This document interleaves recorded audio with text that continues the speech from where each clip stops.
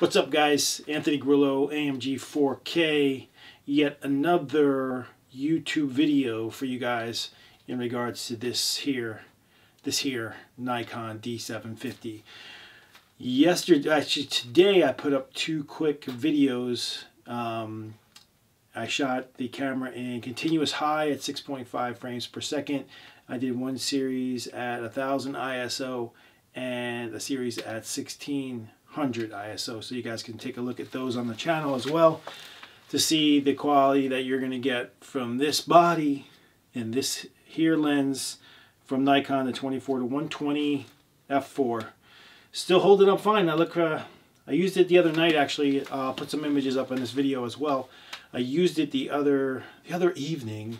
The Nikon D50 and we went to the ice skating rink, and we took some shots of the skaters on the ice, which if you have ever done that before with a camera, you know as much as I know that some cameras will not perform well with the white balance settings, the ISO, shutter speed. Now in the past, I had the Nikon D800 the last time I did that with the 70-200 2.8. So being that I had the 24-120 now with the f4, I said, okay, let's see what I can do with the new setup. Let's see if I can get images that are of similar quality that I had with the prior setup I had in regards to the 70-200 2.8.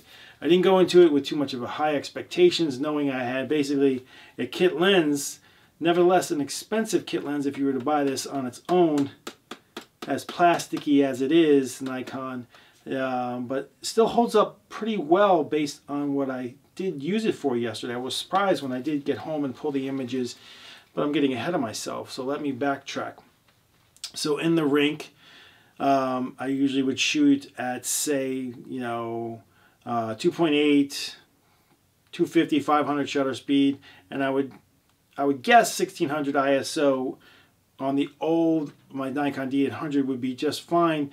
But even then, the 2.8, 1600, 500 images were still a little dark. Didn't have quite the pop that I was looking for. So when I got to the rink, I just set this on 1600, f4, 500 shutter speed. And man, was I surprised to see the images that were showing up on the back of the screen. I will say I was very, very happy to see the images coming out of this camera with this kit lens, and then comparing them, pulling the old files out of Lightroom and putting them side by side, which I'll show you as well. I'll show you the comparison for the Nikon 70-200 compared to the 120, which when I put it in DX mode is 180, because you take the 120, multiply it by 1.5, and you have 180. So we're in similar areas now, 180 to 200, but we don't have that 2.8. So you'll see in the image quality, you're not really losing as much as you thought you would, or as much as I thought I would. So I get home and I pull I pull the images up on the screen on the iMac, and I'm blown away by the images that I'm seeing just from this kit lens. And so basically this video is about letting you know that if you have this setup and you need to shoot, inside a hockey rink or a gymnastics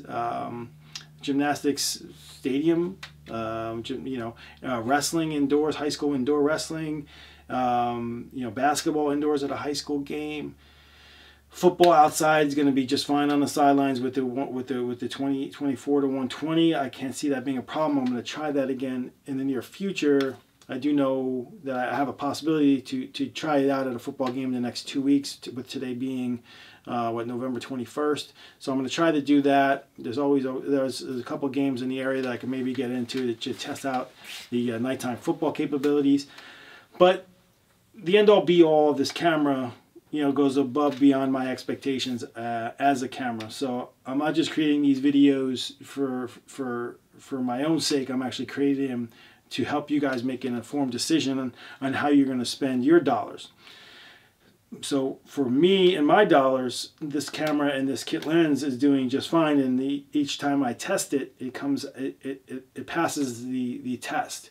Is it a Nikon D4S with a 70-200 2.8? Nope, it's not. But then again, that setup is $6,800, $6,700 plus another $2,200. So you're not. We're in different ballparks when we're talking about comparing this camera to a low light demon like the Nikon D4S. But again, take a look at the images, judge for yourself, make a decision on your own, obviously. But going forward, let's put this camera to every test I could possibly think of: low light, indoors, hockey, nighttime football. I'll keep trying to come up with different plans and tactics just to beat the camera down and come up with a situation where the camera may not perform that well. It may not perform well in nighttime photography. I've yet to test setting at 28 millimeters and taking a nighttime doing star trails with it. I'll try that.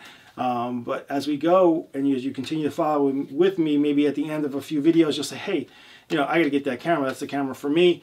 Or maybe you'll say, it's really not the camera for me. And that's great. Either way, I help you come up with a conclusion for yourself. But we'll wrap it up here. Enjoy the pictures. Enjoy the camera that you have. Thanks for watching. I am Anthony. This is AMG 4K.